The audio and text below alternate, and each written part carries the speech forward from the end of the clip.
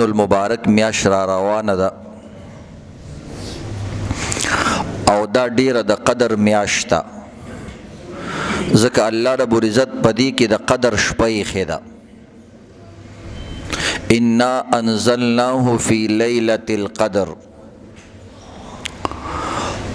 نو د ټولي شپو کې چې کومه قدردانه شپه ده او د قدر والا شپه ده او داسې شپه ده چې الله یې قدر کوي، او په دغه شپه چې یو انسان عبادت وکړي الله ول د کلونو حساب برابر ثواب ورکوي.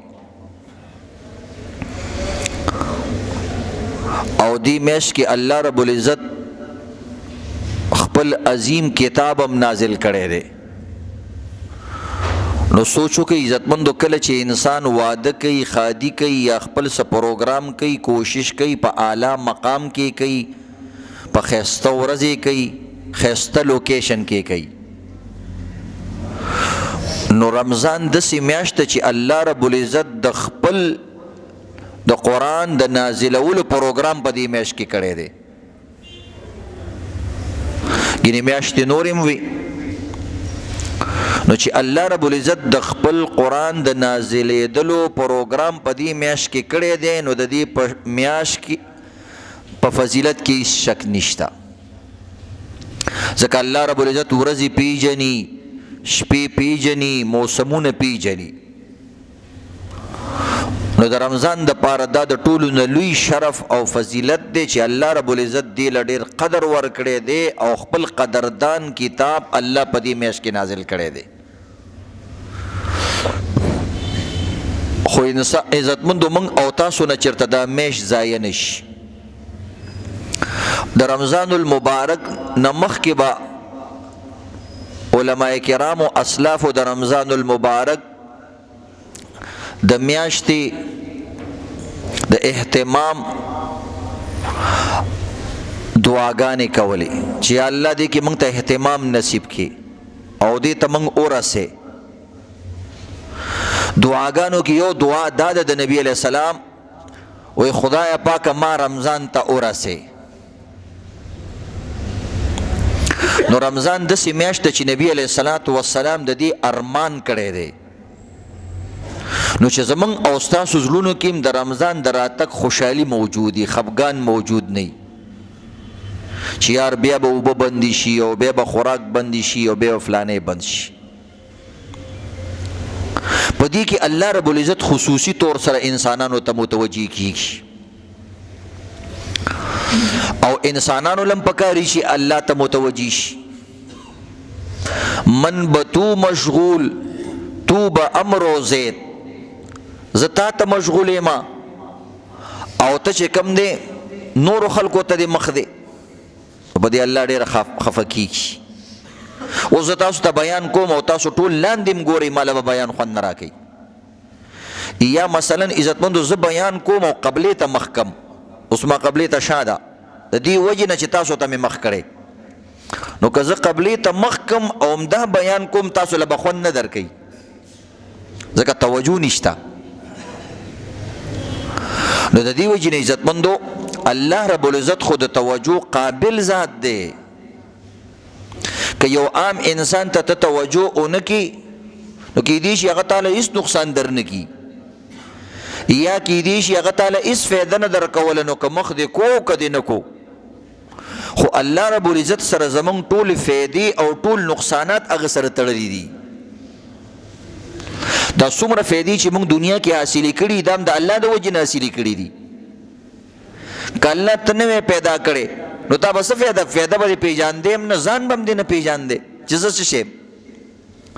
الله وی هل اتا علی الانسان حین من الدهر لم یکن شیئا مذکورا.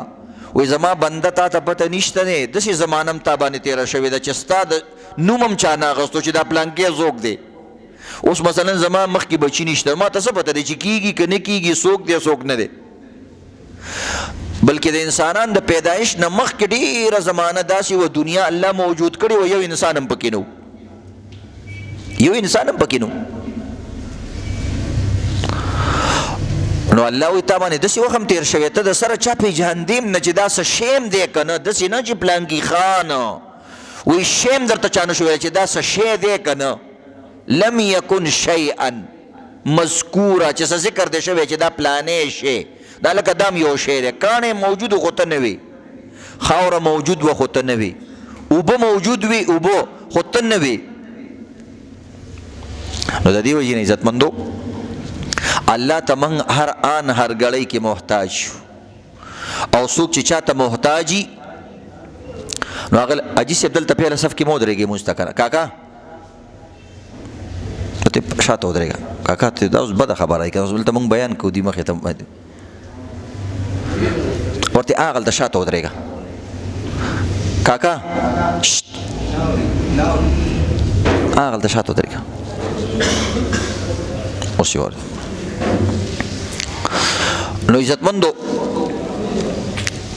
الله ته موږ هر آن هر ګړی کې محتاج شو او هغه زموږ کارونه سازولی هم شي وران کارونه الله رب العزت سمولی شي او ګوره دا یاد لري سم کارونه چې د الله د طرف نه ورانیږي نو بیا څوک سمولی نشي نو د رمضان اهتمام کول زموږ او ستاسو په خپله فایده کې دی د رمضان اهتمام نه کول زموږ نقصان دی الله ته څوک نقصان نشي ورکولی الله وی ما ته هیڅ نقصان نشي راکولی ما نقص مما عندي زما سره چې څه دي هغې ته د چا پلار هم نقصان نشي ورکولی نو دې وجې نه عزتمندو دا زموږ او ستاسو د ترقۍ او د تنزل یو امتحان را روان دی څنګه چې د سکول د ماشوم امتحاني او یو استاد شاګرد ځان سره مشروط ساتلی وي چې یو میاشت به ګورم چې ته سم کار کې نو ساتم دي ګینې نه دی ساتم نو دقه شان په دې میاشت کې د ټول بالغ نارینه او زنانو د مسلمانانو الله یو امتحان په کال کې یو ځل لري د هر یو سړي د هر یو ادارې په کال کې یو امتحاني بیا د هغې بجټ جوړېږي او د هغې خلک چې کوم دی کلوزینګ کوي د دکانم حساب کتاب لګي چې نفع کې روان یم که نقصان کې نو دغه شان الله رب العزت د رمضان میاشت کې دا بندګان ګوري امتحان یلی او هر سړی عند الامتحان یکرم الرجل او یوهان او امتحان کې دوه خبري یا به درته عزت ملاویږي او یا به بې عزته کېږي یا به پاس کېږي او یا به پیل کېږي هوښیار انسان ځان په امتحان کې پاس کوي ځکه چې کوم انسان په امتحان کې پیل شي نو هغه په خپلو نظرونو کې هم پرېوځي د ځان نه هم تمه ختمه شي چې یار زه دومره بیکار یم او دغه رنګ عزتمندو د مور او پلار په نظر کې هم دغه حیثیت کم شي د سکول استاد په نظر کې هغه کم شي دا بیکاره انسان دی د پلار پیسې ضایع کړي زموږ محنت یې ضایع کو خپل ټایم یې ضایع کو نو امتحان کې به عزتمندو کته عام ورځو کې هر څنګه ګرځي بعضې هلکانې عام ورځو کې خواري نه کړي خو چې کله امتحان نږدې شي یو میاشت ورته پاتې شي بس دا زر زر ټویشن شروع کي د شپې شوګیري شروع کي او دغه رنګې پړی شروع کي ګډ وډ ملګري پرېږدي نو هغه هلک په هغه 10 ورځو کې په 20 ورځو کې دومره خواري وکړي نو ځکه پوزیشن وانلي نو په امتحان کې پاس شي نو عزتمندو موږ د دې وړو ماشومانو نه دې چل زده کړو چې بی دا زما د الله سره د امتحان میاشت را روانه ده او دا داسې عجیبه امتحان دی چې په دې میاشت کې فیل شوي نو پوره کال به بیا فیلی د دنیا امتحان خو داسې دی چې دې کې فیل شوي میاشت پس بیا خواري وکړه بیا پاس کېږي رمضان کې چې کوم انسان فیل شو نو داسې انسان چې په رمضان کې ورته د عبادت موقع میلاو نه شوه نو په نورو میاشتو کې کیدی نشي چې دا عبادت وکړي ځکه په دې کې سیزن وي ماحول وي هر څه آسان وي او په دې کې هم تاسو ونه کړو نو داسې سړی عام ورځو کې څنګه کولی شي دا بیا پوره کال فیل رواني او عجیبه خبره دا د عزتمندو چې په دې میاشت کې څوک پاس شو نو دا پوره کال به پاس رواني او که بالفرض پوره کال ته بیمار شوي مثلا رمضان دی خو وکړو خو وروسته بیمار شوي یا مړ شوي بیا هم پاسې د دنیا امتحان داسې دی که یو امتحان کې پاس شوي او را روان کال نه بیمار شوي یا دماغ دې ګډوډ شو نو بیا مخکې امتحان کې بیا فیل کیږي. خو د روجي داسې زبردست امتحان دی که په دې میاشت کې الله رب العزت ستا مغفرت وکړو نو تر قیامته پورې درته الله آساني کوي. مکمل کالونو کې د سره الله بیا مدد کوي ځکه تی پاس کړې نو چې پاس یې کړې نو الله رب العزت بیا ټول عمر تا پاس ساتي تا سره مدد کوي. او عزتمندو نو د دې وجې نه د پاس کېدلو ټول به کوشش کوو که نه انشاءالله. نو دې زموږ د ټولو امتحان دی. اوس امتحان پس شي کې دی او دا ځان له خبره ده. آیا صرف روجي نیولو کې امتحان دی؟ نه، روجا عزتمندو دا د نورو عملونو د پاره یو پریکټس دی. لکه څنګه چې عزتمندو انسان فوج ته ځي یا دغه بعضې اداري پولیس ته ځي نو یو د پولیس او د فوج د ټریننګ زمانه ده. هغې کې تاله ټوپک تمانچه درکړي خو دشمن د باندې لا نه ولي او د ملک حفاظت د باندې نه کوي، هسې یو غر او بل غر د باندې ولي. دې ته وایي د پریکټس زمانه. نو چې هغې کې ته پاس شي نو بیا تا ته ګولونه ولګوي او بیا تا محاذ ته لیږي او بیا تا له باقاعده تنخوا مقرر کړي چې دا سړی اوس د ملک او د قوم د خدمت لایق شو، دا د ځان او د قوم او د ملک حفاظت کولی شي. دغه شان عزتمندو نبی علیه الصلاة والسلام وی روجه د صبر میاشت ده. په روجه کې عزتمندو اصل شی صبر پیدا کیدل دی په انسان کې. دا بس د ټول روجي غټ مقصد دا دی. یا ورته ویل کېږي تقوا.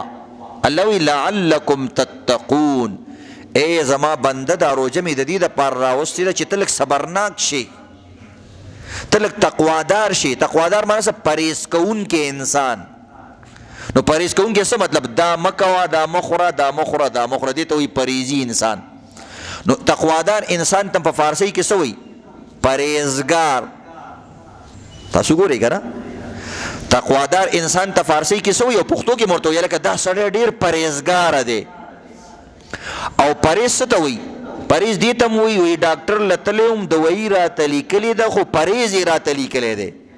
هلته هم پرهیز یادوي او دلته هم پرهیز یادوي. نو دا دواړه یو شان ټکي دي، دې ته د چا خیال نشته. مطلب څه دی؟ یو سړی ډاکټر له لاړې او 50,000 روپۍ فیس یې ورکو، د امریکې نه ډاکټر راغلی او هغه د دې سړي په بیمارۍ مکمل پوه شو او د ده دپاره ډېره ناشنا بهترینه دوایي م کړه چې هغه دوایي د په زرګونو کسانو باندې عزتمندو پریکټس کړې ده او هغه کامیابه ختلي مریضانو سره الله ښه کړي م دي. ځکه په دې ډاکټر باندې ډېر رش دی، هر مریضو سره صحیح کیږي. خو دا ډاکټر دی مریض ته وایي چې بچیا نیمبو به نه خوري، نیمبو ترش شی به نه خوري. او دا چې راشي عزتمندو د ډاکټر ټولې خبرې مني، دوایي په ټایم خوري، دوایي ښه ګرانه واغسته او عزتمندو ټولې خبرې مني، خو صرف دا یو خبره د پرهیز والا خبرې نه مني. نو دا مریض ټیک کېږي؟ نه ټیک کېږي. دا مریض بل ورځ لاړ شو ډاکټر ته کنځرې کوي، وایي ډاکټر صاحب ستا په لاس باندې زرګونو مریضان ټیک شوي دي او زه ټیک نه شوم. هغه وایي بچیه زه مې حیران یم، ستا دا کیس خو د نورو کیسونو نه کمزور یم، پکار یې چې زر ټیک شوی وی، خو ته ماته دا ووایه دوایي دې په ټایم خوړلی ده؟ وایي بلکل جي په ټایم مې خوړلې ده. وایي دا د نارې دوایي دې په ناره خوړلې ده، مړي دې په مړۍ خوړلې ده؟ وایي بلکل مې دغسې خوړلې ده، یو ټایم دنه قضا شوی، یو ټایم هم رانه نه دی قضا شوی. ډاکټر حیران شي چې ګورې بیماري نور هم زیاته شوې ده. وایي بچي هغه نیمبو خبره څه وه؟ وایي دغه یو خبره مې پکې صرف نه ده منلې. وایي ولې؟ چې زما د خولې خوند خراب وي او د دې نیمبو نه پکې پرهیز نشم کولی. هغوی ظالمه دا ټوله دوایي اثر چې ختمی نو د نیمبو او د ترش چیز د وجې نه ختمی. که تا دا دوایي لږه مخکې وروسته هم خوړلی وی خیر دی، خو چې ترش شی دی ورسره نه وی خوړلی نو انشاءالله څه نه څه درجه کې به ښه شوی وی. نو دغه شان عزتمندو الله رب العزت وی دا روجه د پرهیزګارۍ میاشت ده. یعنی څه مطلب؟ چې کمی کمی بیماریانې تا کې پرتې دي نو په دې یو میاشت کې زما بنده ما سره د پرهیز معاهده وکړه چې د یو میاشت کې به زه پرهیز کوم. ټولې میاشتې د 11 په خپله خوښه تېرې کړلې چې څه دې خوښه او هغه دې کړي دي. زما بنده په دې کې خو واړه واړه ماشومان هم زما دپاره پرهیز کوي. بعضې عزتمندو هندوان دي، بعضې سیکان دي، هغه د مسلمانانو په مخ کې خوراک نه کوي، صرف د دې وجې نه چې مسلمانانو ته تکلیف نشي. نو ګوره هغه زما هغه خلک چې ما نه مني یا ما سره شرک کوي، هغه هم ستاسو د وجې نه دومره ښه شوي دي چې د کاني پینې شیونه ستاسو په مخ کې نه خوري. هغه انګریزان او هغه سیکان او هندوانو ته وګوره، هغوی تاسو ته د مازدیګر دسترخوانونه په دې سړکونو باندې لګولي دي. ډېر انګریزان، هندوان او سیکان په دې روجو کې د افطارۍ په وخت کې، د روژه ماتي په وخت کې دسترخوانونه لګوي چې دی مسلمان، دا د مسلمانانو عبادت دی او الله موږ هم منو. راځئ چې د الله په دې عبادت کې دوی سره موږ شریک شو. نو الله رب العزت د هغه نیک عملو یا د هغه چې د الله په نسبت باندې قبول دي مسلمانان، د هغوی نه به څومره تمه لري. نو دې وجې نه عزتمندو یو میاشت پرهیز را روان دی. نو عزتمندو په دې میاشت کې که پرهیز کولی شي نو روژه دي صحیح ده، او که پرهیز نشي کولی نو روژه دي عزتمندو مقصد دی د روژې نه حاصلېږي د ډاکټر د پرهیز په شان باندې. اوس به پرهیز داسې شي نه کې. نو پرهیز یو خو دی د 3 څیزونو نه چې روژه به نیسي، خوراک، څښاک او د ورځې به بیبي سره نه میلاویږي، جما به نه کړي. دغه قیس قطارونه به ماښامه پورې پرهیز کې.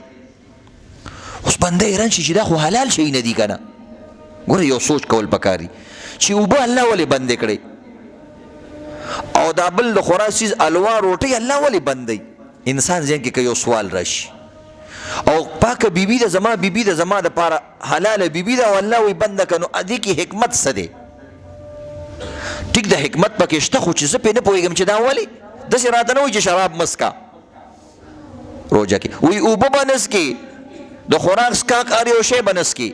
دا ولې عزتمندو؟ اصل کې دا پرهیز دی، او پرهیز کې حلال څیزونه بندېږي.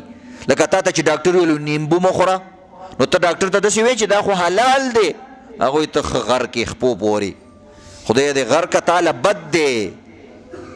ته اوس د دې غم کې چې نیمبو حلال دی. زه سمولي او مفتي خو نه یم، ماله د مرض دپاره راغلی که حلال او حرام دپاره راغلی، داسې ده که نه دی عزتمند؟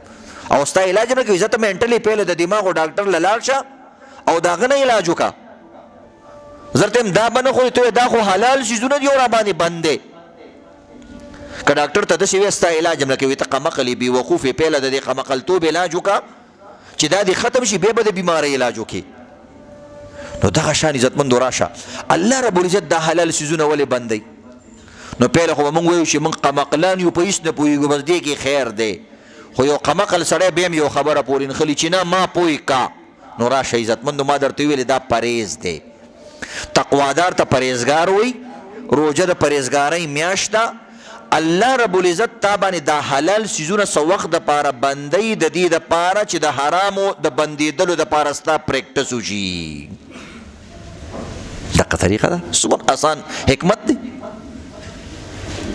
نو چې په روژه کې عزتمندو ته د اوبو نه بند شي، ته د خوراک څښاک نه بند شي، د بیبي نه بند شي، نو چې د خپلې بیبي نه بند شو یو میاشت او پرهیز دې وکړلو، نو انشاءالله چې سبا بیا تا ته حرامه ښځه راځي مخې ته، نو څه نه څه به ته کنټرول کیدی شي. که د اوبو نه د حلال اوبو نه بند شوې، نو انشاءالله سبا به تا ته دا خیال راځي چې دا شراب اوبه چې کوم دي دا هم پرېغوستل پکار دي.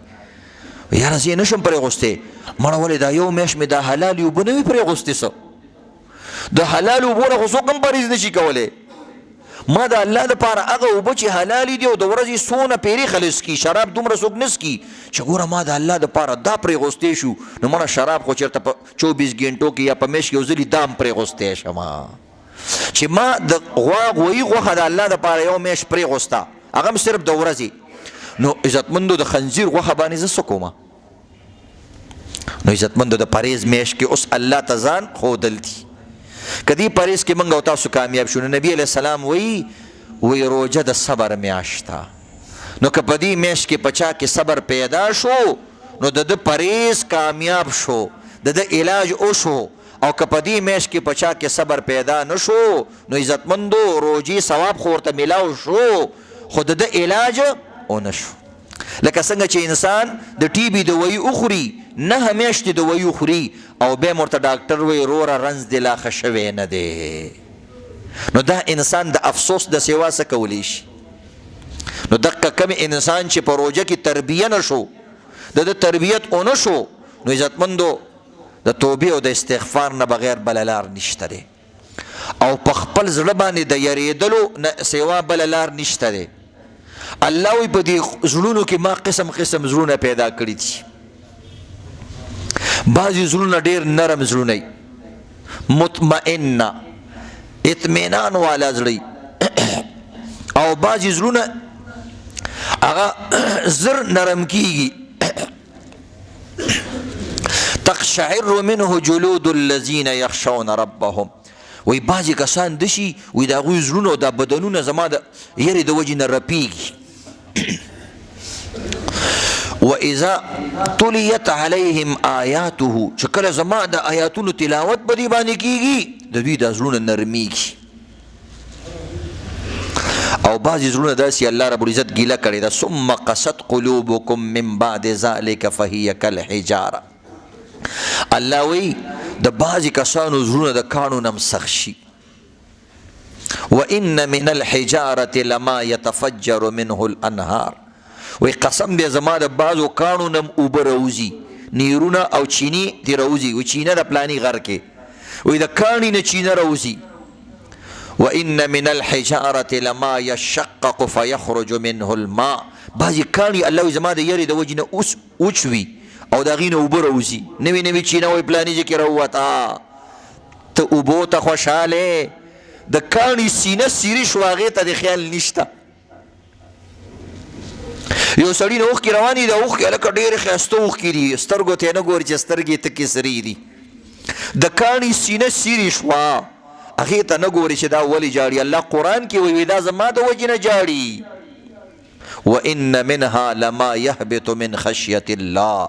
وی پلانی جی کې سلایډینګ وشو غر را پرېوتی دی ټوله لارې بنده کړې. الله وی قرآن ته وګوره وی دا زما د یرې د وجې نه دا کاڼي رارغړېدلي دي. کاڼي زما د یرې د وجې نه رارغړېدلي دي. که ته وایې چې مړه کاڼي په څه پوهېږي نو الله دا د قرآن ایت وان من شیء الا یسبح بحمده ولکن لا تفقهون تسبیحهم. وی زما بنده دومره علم لا تعالی ما نه دی درکړی چې پاره خبره پوه شوې. ته پهله په دې خپلو قطارو باندې ځان پوه کړه نو بیا دې لوی خبرو ته زور کوه. دا ټول څیزونه ما پیژني دا ټول ما پیژني خو د هر یو څیز خپل زبان دی خپله ژبه ده. لکه موږ د زناورو په خبرو نه پوهېږو خو زناور د یو بل په خبرو پوهېږي. موږ او تاسو عزتمندو د پرندو په خبره نه پوهېږو خو هغوی د یو بل په خبرو پوهېږي. هغوی هم پورې خاندي چې دا څه کارټونان دي تاویږي را تاویږي او ټوله ورځ دلته ناست دي په دې دوکان کې چې دا څه کوي. هغوی هم پورې خاندي چې دا د ظالم بچه سار نه واخامه پورې دلته ناست دی. هغه لاړ شي په یو ونه کې کیني 2-3 بیرې راوالي او زه په مخه دی ښه او هغه وایي دا نه مړېږي دا ټوله ورځ دې بازار کې ناست دي. هغه پلار یې مړ شو اوس دا بچی دی اوس دا نوسې دی او د سره ډکېږي نه د ظالم بچی. نو هغوی هم پورې دغسې خاندي. نو الله وی دا ټول څیزونه ما پیژني او زه د دوی په خبرو هم پوهېږم. سلیمان علیه السلام د پرندو په خبرو هم پوهېدو د زناورو په خبرو به هم پوهېدو. نبي علیه السلام یو کس ته وی دی اوښ ما ته شکایت وکړو د باندې لږ دا بوج کم اچوه. کله ناکله به الله رب العزت بندګانان په بعضو خبرو پوه کړي. نو د دې وجې نه عزتمندو الله وی د دې زړونو قسمونه دي. نو نن به په دې دغه کې عزتمندو په دې روژه کې موږ او تاسو خپل دا یو لیبارټري ده د یو میش ټیسټ زمونږ روان دی ځان به چک کوو. نو یو زړه هغه چې سخت دله وي سنګ دله وي بیا په دې زړونو کې عزتمندو الله رب العزت وی بعضې کسان داسې دي چې د هغوی په زړونو باندې زنګ هم ولګېږي زنګ ولګېږي. نو دا پکې کلا بل ران علی قلوبهم ما کانوا یکسبون. الله وی داسې خبره نه ده زه دې پوهومه غوږ شه. وی زما دی بندګانو کې چې دا زما خوراک سکاک کوي او دار سولما ورکړي دي زما په باره کې د دوی په زړونو باندې زنګ لګېدلی دی. زما د دین په باره کې د دوی په زړه باندې زنګ لګېدلی دی. دا څومره د ګیلې خبره ده عزتمندو. خلک وایي کنه زړه دې رانه تور شو، هغه هر څه ځواني دې هېره شوه، ښځې خاونده زویه اوس دې زما نه زړه تور شو. نو الله وایي د بعضې کسانو زړونه زما نه زنګ شوي دي. بیا الله رب العزت ګیله کوي، وایي بعضې د زنګ نه ورپسې وراوښتي دي. بل علی قلوبهم اقفالها، وایي بعضې دومره ظالمان دي چې زما او زما د دین په باره کې ما ته وایي د خپل زړه دروازې ته تاله واچوي.